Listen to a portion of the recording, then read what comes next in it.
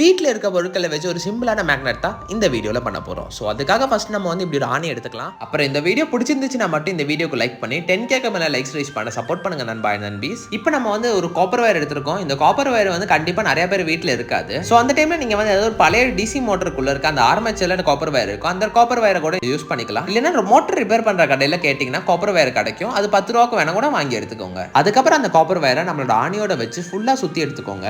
அப்புறம் மேக்ஸிமம் நல்ல திக்கான போல்ட்டை யூஸ் பண்ணிங்கன்னா நல்லாவே ஒர்க் ஆகும். என்கிட்ட அப்படி இருக்க போல்ட் இல்லாதனால நான் இப்படி ஒரு ஆணியை யூஸ் பண்றேன். அப்புறம் இப்படி நல்லா சுத்தி விட்டுக்கோங்க. சுத்தி விட்டதுக்கு அப்புறம் அந்த 2 வயரோட எண்ட்ல வந்து இன்சுலேஷனை மட்டும் நீங்க வந்து ஹீட் பண்ணி விட்டீங்கன்னா இலகி வந்துடும். அதுக்கப்புறம் அந்த 2 வயரை வந்து நம்மளோட AA பேட்டரியோட கனெக்ட் பண்ணி மேக்னெட்டா ரன் ஆகும். இப்போ நீங்களே பாருங்க, நம்ம பேட்டரியில கனெக்ட் பண்ணும்போது அதோட மேக்னெட்டிக் பவர் இருக்கு, பேட்டரியில இருந்து கனெக்ஷன் விடும்போது மேக்னெட்டிக் பவரும் போயிடும். அப்புறம் இதை நீங்க வந்து ஒரு சயின்ஸ் ப்ராஜெக்டா கூட யூஸ் பண்ணலாம். இதோட நேம் தான் எலக்ட்ரோ மேக்னெட். வீடியோ பிடிச்சிருக்கும் நம்புறேன். வீடியோ பிடிச்சிருந்துச்சுன்னா லைக் பண்ணுங்க. மிஸ்டர் டிசி தமிழ் சேனலை சப்ஸ்கிரைப் பண்ணுங்க. Bye bye.